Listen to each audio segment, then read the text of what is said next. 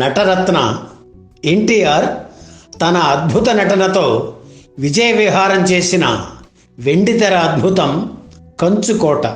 ఎన్టీఆర్ బావ యు విశ్వేశ్వరరావు ఈ చిత్రాన్ని నిర్మించారు. తన కుమార్తె శాంతి పేరుతో విశ్వశాంతి పిక్చర్స్ పేరుతో చిత్ర నిర్మాణ సంస్థను నెలకొల్పి ఆయన నిర్మించిన తొలి చిత్రం ఇది. బంకిం చంద్ర చటర్జీ రాసిన దుర్గేష్ నందిని, నవాబు నందిని అనే నవలలు ఈ చిత్రానికి ప్రేరణ. 4 పాత్రల మధ్య ప్రేమ వాటి కథాంశం.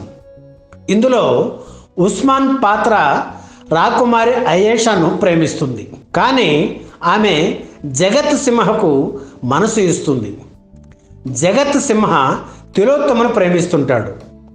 నవలలోని ఈ 4 పాత్రలను తీసుకొని వాటి చుట్టూ అందమైన కథ అల్లి స్క్రిప్ట్ తయారు చేశారు రచయిత త్రిపురనేని మహారథి. ప్రధానమైన ఈ 4 పాత్రలను కంచుకోట సినిమాలో కాంతారావు, సావిత్రి, రామారావు, దేవిక పోషించారు. ఈ సినిమాకు దర్శకుడిగా ఎవరిని పెడదామని చర్చ వచ్చినప్పుడు తాతినేని రామారావును తీసుకుందామని విశ్వేశ్వరరావు అనుకున్నారు.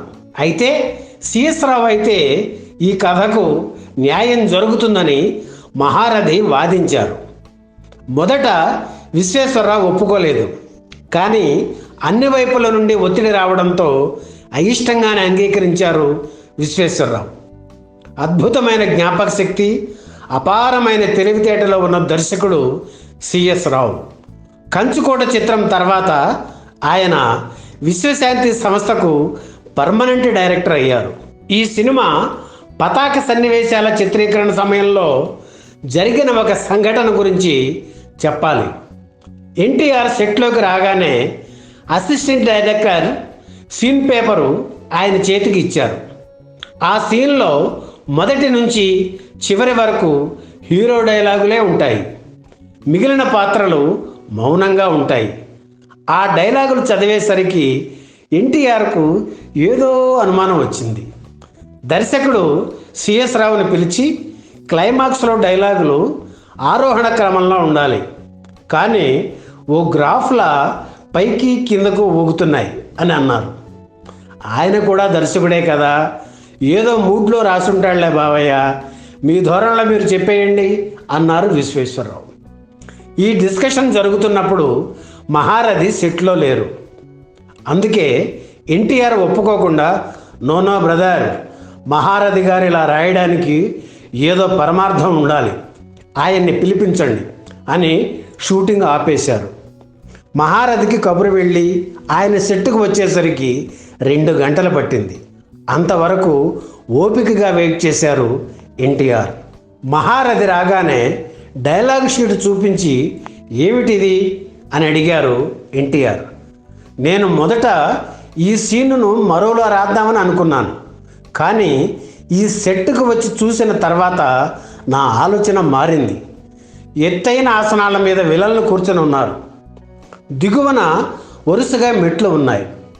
మీరు డైలాగ్ ఎంత గొప్పగా చెప్పినా వాళ్ళు పైన, మీరు దిగువన ఉంటారన్న విషయం మర్చిపోకూడదు. పైనున్న వాళ్లను ఎలా డామినేట్ చేయాలా అని ఆలోచించాను.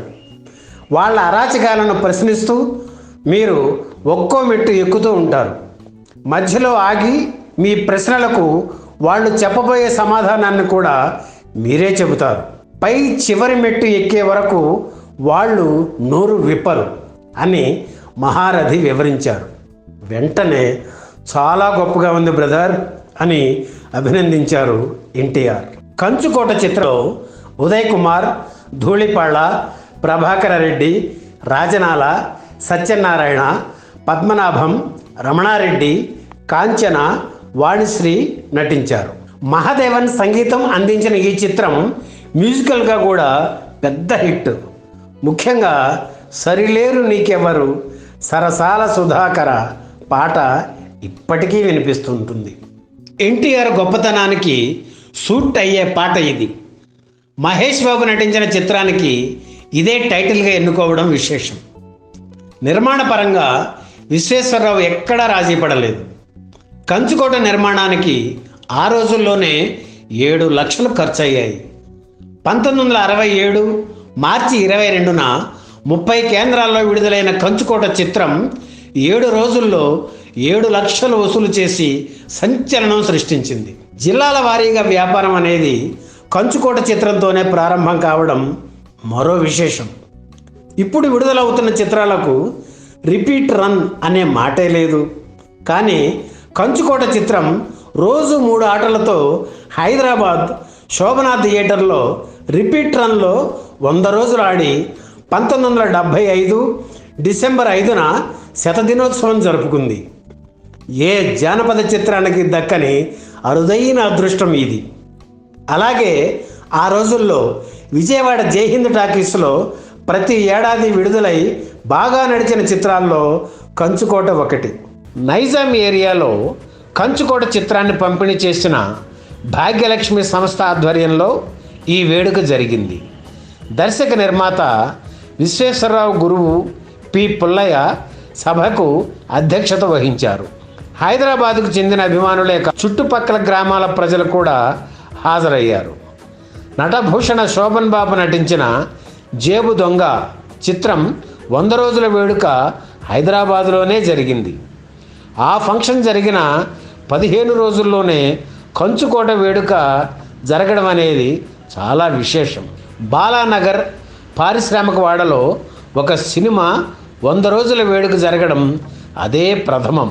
సరిలేరు మీకెవ్వరు అంటూ కంచుకోట చిత్రాన్ని ఆదరించిన ప్రేక్షకులకు నిర్మాత విశ్వేశ్వరరావు కృతజ్ఞతలు తెలిపారు. హీరో కాంతారావు ఈ సభలో మాట్లాడుతూ జానపద చిత్రాలకు పట్టిన 7 ఏళ్ల శని వదిలి ఇప్పుడు మంచి రోజులు వస్తున్నాయనడానికి కంచుకోట ద్విశత దినోత్సవ నిదర్శనం అన్నారు. దర్శకుడు పుల్లయ్య మాట్లాడుతూ ఎన్టీఆర్తో హీరోయిన్లుగా నటించిన వాళ్ళు అమ్మలు అయిపోతున్నారు, ఆయన మాత్రం రోజు రోజుకి కుర్రవాడవుతున్నాడు అన్నారు.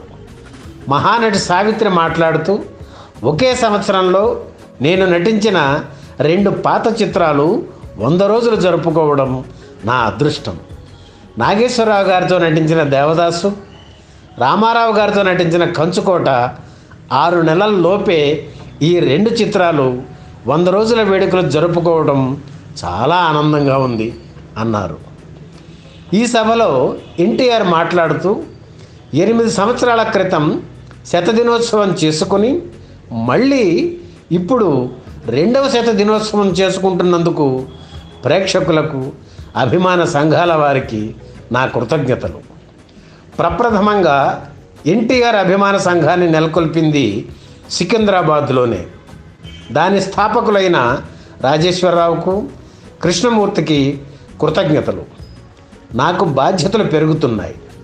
అందరికీ అన్న అనిపించుకోవాలని, మెట్టు దిగజారకుండా పైకి పోదామని నా ఆలోచన.